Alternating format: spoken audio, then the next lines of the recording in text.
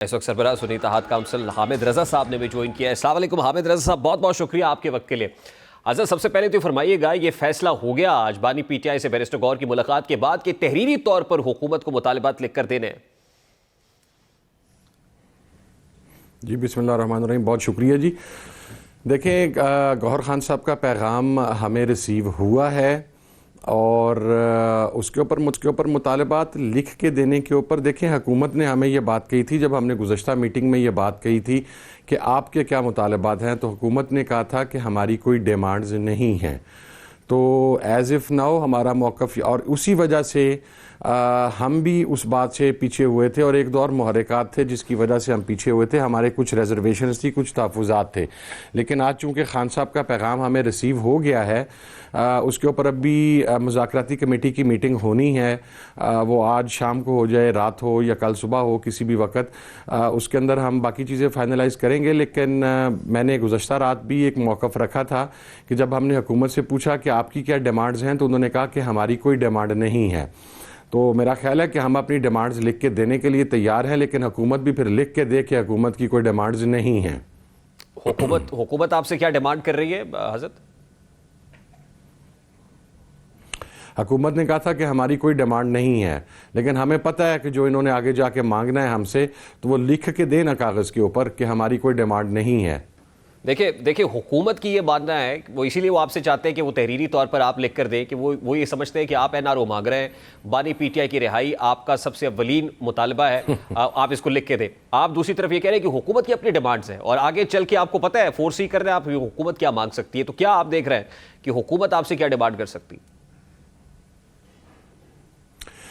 نہیں، بانی P T I کی رہائی میں ہم NRO کہاں سے مانگ رہے ہیں جی؟ NRO تو حکومت مانگ رہی ہے، ہم کہاں سے مانگ رہے ہیں؟ کیا ہم نے یہ کہا ہے کہ آپ ایگزیکٹو آرڈر کے ذریعے عمران خان صاحب کی رہائی کریں؟ کیا ہم نے یہ بات کہی ہے کہ آپ ان کے اوپر مقدمات کو ختم کر دیں؟ کیا ہم نے یہ کہا ہے کہ آپ جیل سے عمران خان صاحب کو باہر لے آئیں؟ تو NRO تو حکومت مانگ رہی ہے۔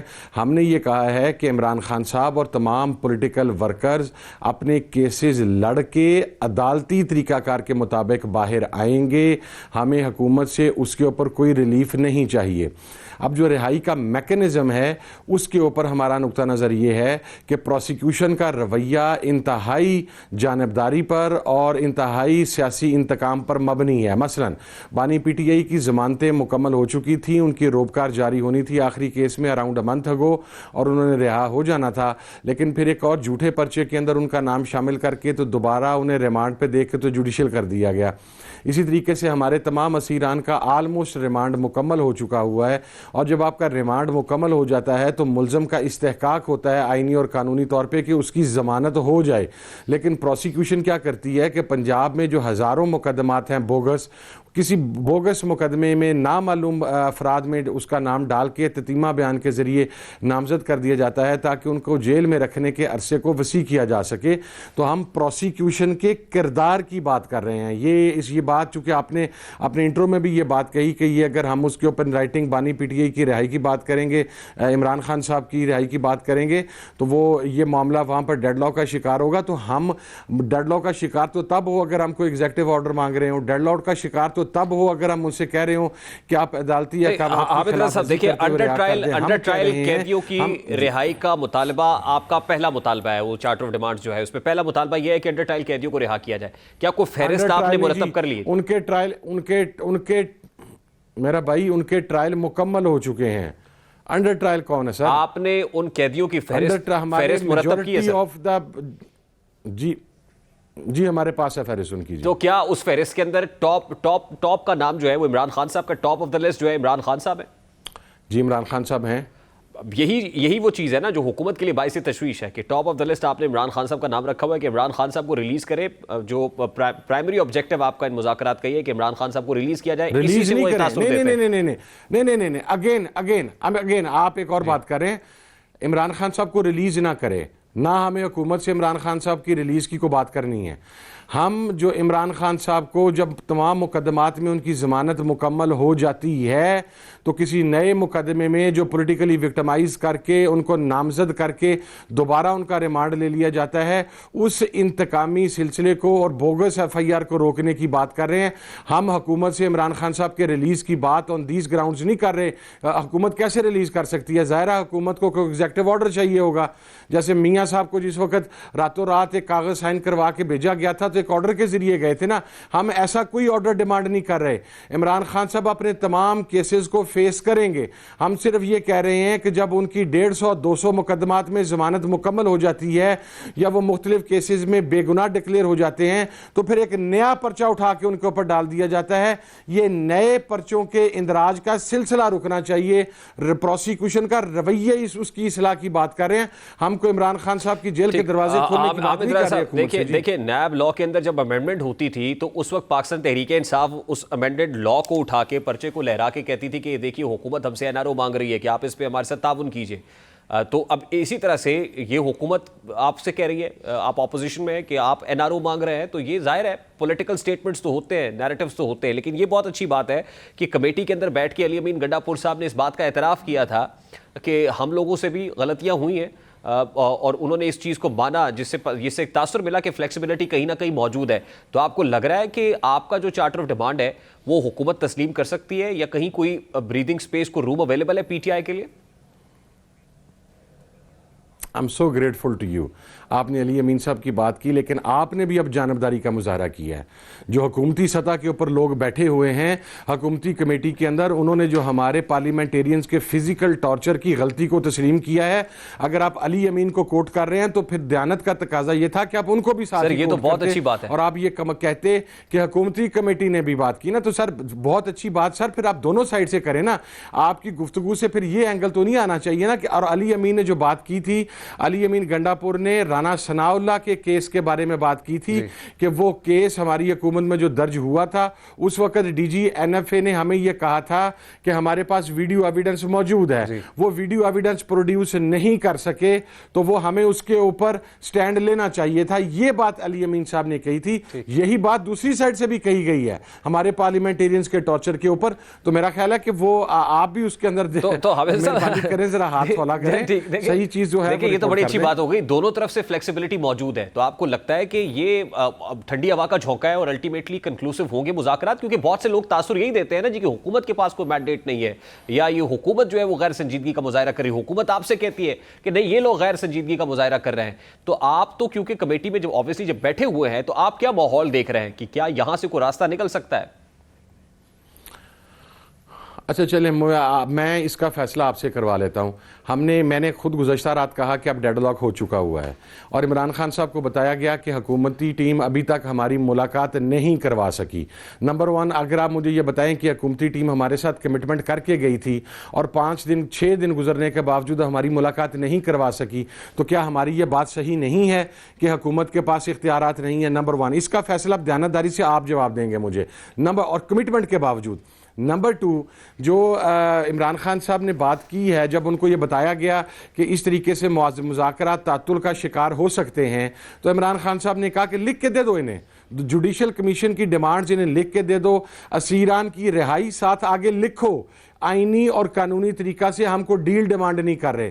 تو اگر ہم نے اس مذاکرات کے عمل کے اندر اب ایک سٹیپ آگے بڑھا لیا ہے، اب یہاں سے اگر دوبارہ عمران خان صاحب سے ملاقات نہیں کروائی جاتی یا حکومت ان مطالبات کو نہیں مان پاتی تو پھر مجھے آپ یہ بتائیں کہ اب اس کے اندر کس کا رویہ رسپانسیبل ہوگا؟ دیکھیں آپ مجھے اپنی ایمانداری سے بتا دیں. میں نے آپ پہ چھوڑ دیا. جب آپ یہ کہہ رہے ہیں کہ حکومت کے پاس اس کا مینڈیٹ ہی نہیں ہے کہ عمران خان سے مذاکرات کا وقت لے سکے، کس کے پاس ہے یہ مینڈیٹ؟ کس کے پاس ہے کہ عمران خان سے جیل میں ملاقات آپ کی کرائیں؟ یہ مینڈیٹ انہی کے پاس ہے جن کو پاکستان کے اندر اسٹیبلشمنٹ کہا جاتا ہے، طاقتور حلقے کہا جاتا ہے، بڑا گھر کہا جاتا ہے. اب آپ کائنڈلی یہ چلا دیجئے گا. براہ راست جا رہا ہے سر.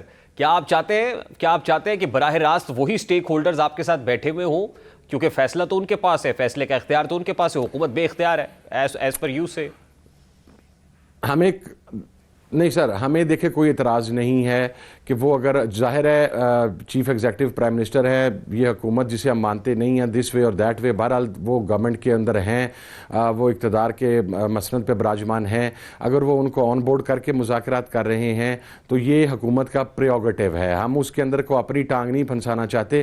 ویسے بھی حکومتی کمیٹی کے چند اراکین کی طرف سے باقاعدہ طور پہ میڈیا میں یہ کہا گیا, میں آپ کو نام کوٹ کر دیتا ہوں, رانا ثناء اللہ صاحب نے یہ کہا کہ دوسری سائڈ کے جو لوگ ہیں وہ ہمارے ساتھ آن بورڈ ہیں اور انہی کی اشیر بات کے ساتھ یہ مذاکرات ہو رہے ہیں.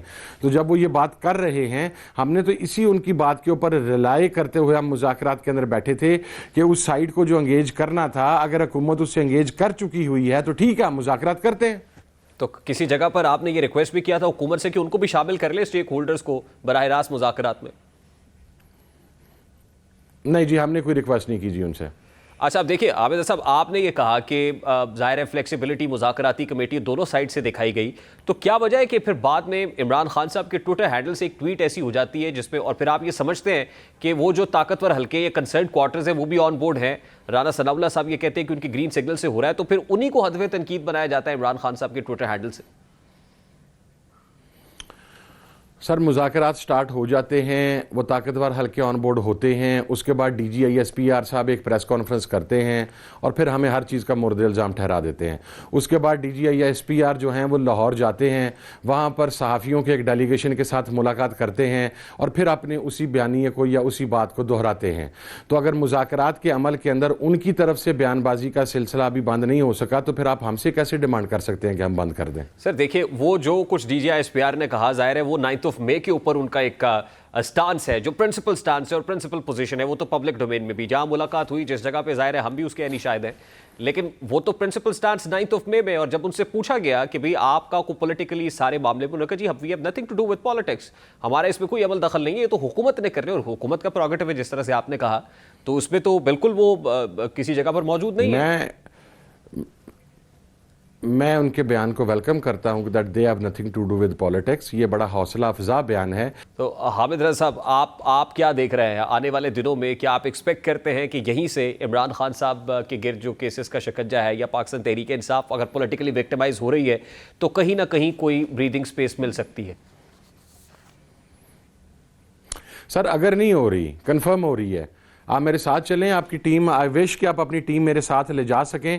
میں آپ کو اپنے وہ پارلیمنٹیرینز دکھاؤں جو فزیکل ٹارچر کا نشانہ بنے ہیں اور ان کی جو باڈی ہے اس کی حالت آپ اپنے کیمرہ کے اوپر اگر آپ دکھا سکیں تو آپ لفظی اگر خود کاٹ دیں گے. آپ ہمارے کارکنان کو جس طریقے سے پنجاب پولیس نے اسپیشلی ٹارچر کیا ہے, اگر میں اس کو آپ کے ایویڈنسز دکھاؤں اور آپ اس کو دکھا سکیں تو آپ اگر کا لفظ خود کاٹ دیں گے. ہم یقیناً پولیٹیکل وکٹمائزیشن کا شکار ہوئے ہیں, لیکن دیکھیں ایک مذاکرات کا مثبت عمل شروع ہوا ہے اور میں یہ سمجھتا ہوں کہ یہ پاکستان کے لیے ایک خوشگوار ہوا کا جھونکا تھا کہ ہر دو فریقین کی طرف سے یا ہر سے فریقین کی طرف سے اس بات پر اتفاق رائے کیا گیا کہ اگر مذاکرات کے ذریعے پاکستان میں پولیٹیکل سٹیبلٹی آ سکتی ہے تو آنی چاہیے. اب اس کے اندر ہر طرف سے فریقین ذمہ داری کا مظاہرہ اس وقت کریں گے. آپ دیکھیں نا, ہم یہ تو نہیں کر سکتے کہ ہم مذاکرات کی ٹیبل کے اوپر بیٹھ جائیں, دوسری سائڈ سے ہمارے اوپر بیشنگ ہوتی ہو اور ہم اس کے اوپر خاموشی اختیار کریں. آپ کا سٹیٹڈ پوزیشن ہے کہ مذاکرات کامیاب ہوں یا ناکام ہوں, قطع نظر اس بات سے عمران خان صاحب رہا ہوں گے, یعنی آپ مذاکرات پہ کو بہت زیادہ ریلائی نہیں کر رہے ہیں, آپ کا سٹیٹڈ پوزیشن یہ ہے, پھر آپ کیا فورسی کر رہے ہیں جب آپ یہ سٹیٹمنٹ دیتے ہیں, تو کیا آپ کے پیش نظر کیا ہے؟ سر میرے پیش نظر یہ ہے کہ وہ عمران خان جس کے نام پر کاٹا لگا دیا گیا تھا, وہ عمران خان جس کا نام لینے پر پابندی لگا دی گئی تھی, وہ عمران خان جس کا نام کوئی میڈیا ہاؤس نہیں چلا سکتا تھا, جس کی جماعت کے پارلیمنٹیرینز کو کہا جاتا تھا کہ آپ کی سیاست ختم ہوگی, جس کی جماعت کے لوگوں کو کہا جاتا تھا کہ اب آپ کے لیے شاید اس ملک میں رہنے کی گنجائش بھی باقی نہ بچے, آج اسی عمران خان صاحب کی منتخب کردہ مذاکراتی کمیٹی کے ساتھ مذاکرات کیے جا رہے ہیں.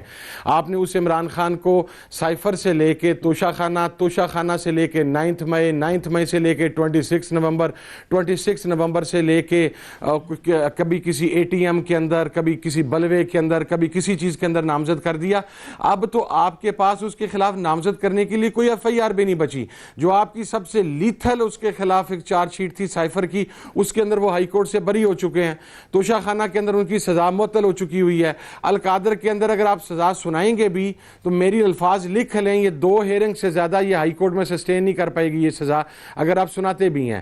تو میری ایک بینگ اے پولیٹیکل ورکر میری ایک پولیٹیکل اسیسمنٹ ہے کہ چونکہ اب کیسز بنانے کی استعداد بھی ختم ہوتی جا رہی ہے تو اس وجہ سے عمران خان صاحب کو جلد یا بدیر باہر چھوڑنا ہی پڑے گا, اور اس میں اسے زیادہ طویل وقت نہیں دیکھتا. تھوڑے ہی عرصے کے اندر انشاءاللہ عمران خان صاحب باہر آ جائیں گے, مذاکرات کامیاب ہوں یا نہ ہوں. بہت بہت شکریہ.